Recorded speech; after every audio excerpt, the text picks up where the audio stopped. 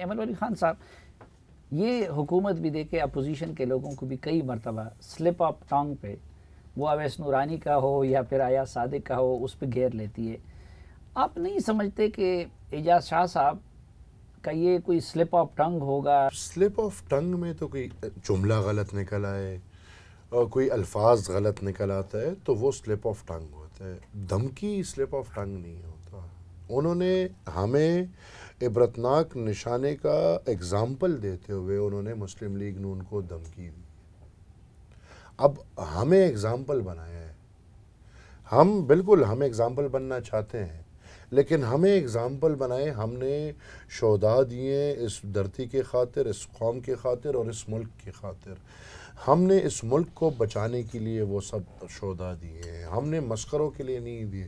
تو اگر کوئی ہمارا مثال بنا کے مسلم لیگ کو دھمکی دینا چاہتا ہے، میرے خیال میں یہ سلپ آف ٹنگ نہیں ہے، یہ بالکل سوچا سمجھا. لیکن وہ عمر کے جس حصے میں ہیں، ابھی پچھلے دنوں میرا جب ان کے ساتھ انٹرویو بھی ہوا تو میں نے اس لیے ان کو نہیں چھیڑا لوگوں کو. اس سے پہلے اب وہ بھی صدمے سے گزرے ہیں، 2 بھائی ان کے کورونا سے وفات پا گئے ہیں.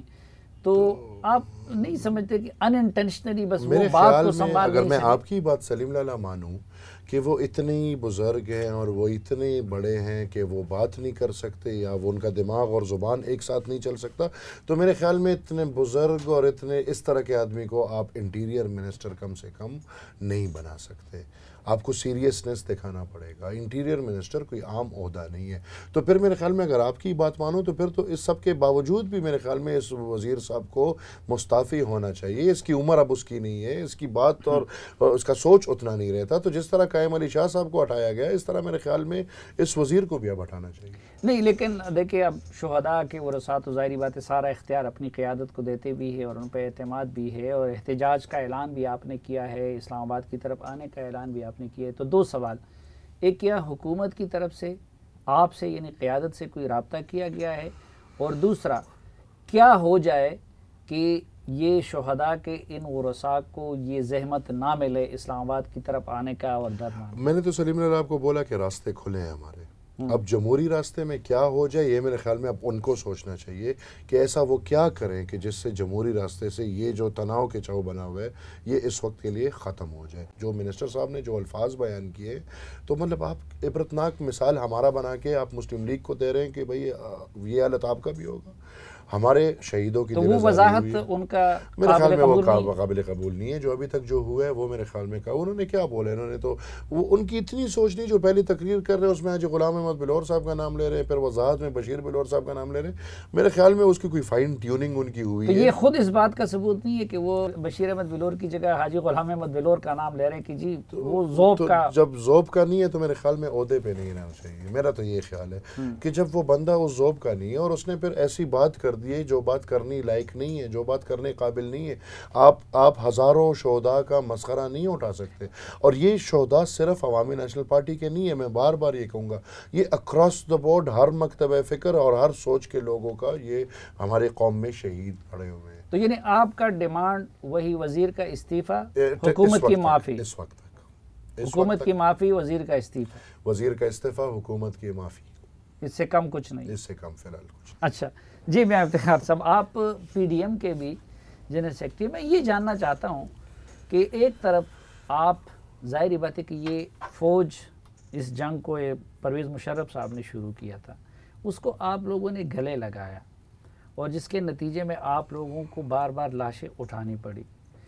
اب پھر آپ لوگ ایک ایسے الائنس کا حصہ کیوں بنے ہیں جس کے سٹیج سے ان اداروں کو برا بلا کہا جا رہا ہے اور جس کی طرف یہ اعجاز شاہ صاحب نے بھی اشارہ کیا ہے؟ تو یہ تبدیلی کیوں؟ سب سے پہلے تو میں اس مسئلے پہ کہ ہم سیاسی لوگ ہیں، سیاسی اپروچ رکھتے ہیں اور جو بھی لوگ سیاسی قدم بڑھائیں گے تو اسی حوالے سے ہم سوچیں گے. رہی یہ کہ ہم پی ڈی ایم میں کیوں ہیں، یہ جب سے پاکستان بنا ہے تو فاطمہ جناح صاحب کے حوالے سے تو آپ کو تاریخ یاد ہے، یہی وہ یعنی اپوزیشن تھی اور انہی پہ غداری کا الزام بھی لگا. یعنی جس نے پاکستان میں اکثریت حاصل کی شیخ مجیب الرحمن وہ غدار ٹھہرا. یہ ڈرامے اب نہیں وہ چلتے. غداری وغیرہ کا تو سلسلہ یہ پی ڈی ایم کے حوالے سے جو اب بات چل نکلی ہے، ہم سیدھی سادھی بات کر رہے ہیں کہ پاکستان میں جو یہ موجودہ حکومت ہے یہ داندلی کی پیداوار ہے. اس کو ختم ہونا چاہیے. ہم اس سے قبل بھی کہہ چکے ہیں, اب بھی کہہ رہے ہیں, اور پی ڈی ایم کا یہ متفق کا اے پی سی کا جو اجلاس ہوا تھا, یہ ہمارا متفق کا ایجنڈا ہے کہ اس حکومت کو چلتا کرنا ہے, ری الیکشن کرانا ہے, اور وہ الیکشن جب ہو شفاف ہو اور صاف ہو اور مداخلت سے پاک ہو, اور جو بھی جیتے اس کے حوالے کیا جائے. یہ ہمارا مدعا ہے. اس کے بیچ میں ہر ایک پارٹی کا اپنا اپنا موقف ہے, ہر ایک پارٹی اپنے اپنے سٹانس کے ساتھ چلتی ہے. یعنی ہم چند نکات پہ ایک دوسرے کے ساتھ ہیں, ہم ہر پارٹی اپنے نقطے کی خود وضاحت کر سکتی ہے.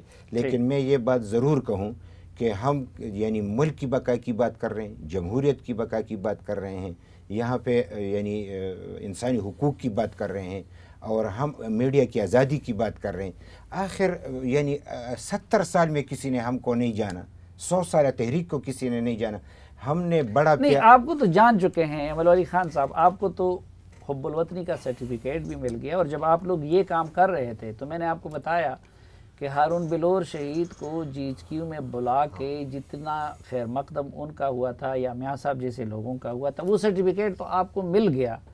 تو کل آپ اداروں کے ساتھ کڑے ہو کے یہ قربانی دے رہے تھے, اور آج آپ ایک ایسے اتحاد کا حصہ کیوں بنے ہیں جس کی سٹیج سے اداروں پہ تنقید کی جاتی ہے؟ ہماری بدقسمت ہی ہے, ہم ہمیشہ اصولی موقف رکھتے ہیں, اور یہ جب سے پاکستان وجود میں آیا ہے 47 سے لے کے 2020 تک ہم نے اصولی موقف رکھا ہے. ہم نہ کسی ادارے کے ساتھ لڑائی کر رہے ہیں اور نہ کسی ادارے کے ساتھ لڑنا چاہتے ہیں. ہم اگر کسی کے ادارے کے ساتھ کل کھڑے ہوئے تھے تو بھی پاکستان کی خاطر کھڑے ہوئے تھے, اور اگر آج کسی الائنس کا حصہ ہے تو بھی پاکستان کی عوام کے خاطر اس کا حصہ ہے. ہم وہ سوچ ہے جس کو بھٹو صاحب کے دور میں جیل میں رکھا جاتا ہے, ضیاء الحق صاحب آ کے نکالتے ہیں اور ہم پھر جیل میں جاتے ہیں, کیونکہ ہم نے اصولی موقف ہمیشہ اپنے لیے اپنانا ہوتا ہے. کل ہمارا وہ موقف اصولی تھا کہ ہم حکومت میں تھے اور اس ملک میں عدم تشدد کی ضرورت تھی, تشدد کے خلاف ایک جنگ تھا اور اس میں ہمیں پھر حصہ لینا تھا. تو تب بھی ہم اگر کسی کے ساتھ یا کسی کے اگینسٹ نہیں, ہم پاکستان کے لیے اس سب کے لیے کھڑے ہوئے تھے. آج اگر ہم پی ڈی ایم کا حصہ ہیں تو ہم کسی ادارے کے ساتھ دشمنی نہیں کرنا چاہتے, بلکہ ہمارا تو منشور یہ کہتا ہے کہ ہر ادارہ اپنے دائرہ اختیار میں کام کرے, وہ پارلیمنٹ ہو, وہ سپریم کورٹ ہو, وہ جی ایچ کیو ہو, وہ جو بھی ادارہ ہو. اچھا, یہ سوال میرے خیال میں میاں صاحب چونکہ مرکزی جنرل سیکرٹری ہے تو ان کے ڈومین میں آتا ہے کہ جب اصولی سیاست کرتے ہیں, ان اسمبلیوں کو آپ لوگ ناجائز کہتے ہیں, آپ الیکشن کو دانتی زدہ کہتے ہیں, تو ایک میرا سوال یہ کہ ان اسمبلیوں میں کیوں بیٹھے ہیں, اور اس سے بڑا سوال کہ جس حوالے سے آپ لوگ ناجائز کہتے ہیں تو اس حساب سے بلوچستان کی حکومت ناجائز ترین ہے, لیکن ادھر باپ کے جام اور پی ٹی آئی کے رند کے درمیان میں آپ کا وزیر کیسے بیٹھا ہوتا ہے؟ میں یہی بات کہنا چاہ رہا ہوں, چونکہ ایک ہماری بلوچستان کے حوالے سے سیاسی یعنی پیچیدگیاں بھی ہے اور نزاکتیں بھی ہیں. ہم نہ ہوتے تو کوئی اور ہوتا, اور اس سے شاید ہمارے ساتھیوں کو مزید تکلیف ہوتا. تو ہم نے اس ایجنڈے کو سپورٹ نہیں کیا. جب بھی اپوزیشن نے فیصلہ کیا, عوامی نیشنل پارٹی اس دن استعفیٰ دے کے بلوچستان حکومت کو خیر بات کہہ دے گی. ایمل خان, وقت ہمارا ختم ہے لیکن مختصر, آپ کی طرف سے گاہے بگاہے ہم دیکھتے کہ کبھی نون لیگ کی قیادت بھی کچھ اشارے یا بیان آ جاتے ہیں, کبھی مولانا صاحب کی طرف آ جاتے ہیں, تو اس کی کیا وجہ ہے؟ آپ اتحاد میں یکسو نہیں ہیں یا پھر اتحاد کا حصہ ہو کے ان کے خلاف بیان دینا؟ سلیم لالا, اصل میں ہم سب کی اپنی اپنی سیاست ہے, اور اس وقت ہم اکٹھے ہوئے منیمم ایجنڈا پہ, اور وہ یہ ہے کہ ہم نے موجودہ سلیکٹڈ حکومت اور یہ سلیکٹڈ اسمبلیوں کے خلاف ایک جمہوری تحریک چلانی ہے. اس تحریک میں ہم اس بنیاد پہ اکٹھے ہیں کہ یہ موجودہ حکومت کا خاتمہ ہو اور الیکٹورل ریفارمز ہو کے جلد از جلد نئے انتخابات ہوں صاف اور شفاف. اس منیمم ایجنڈا پہ ہم پی ڈی ایم کا حصہ ہے. باقی تو ہماری اپنی اپنی سیاست ہے, وہ چلتی رہے گی انشاءاللہ, وہ ہم چلاتے رہیں گے, وہ ہر کوئی چلاتا رہے.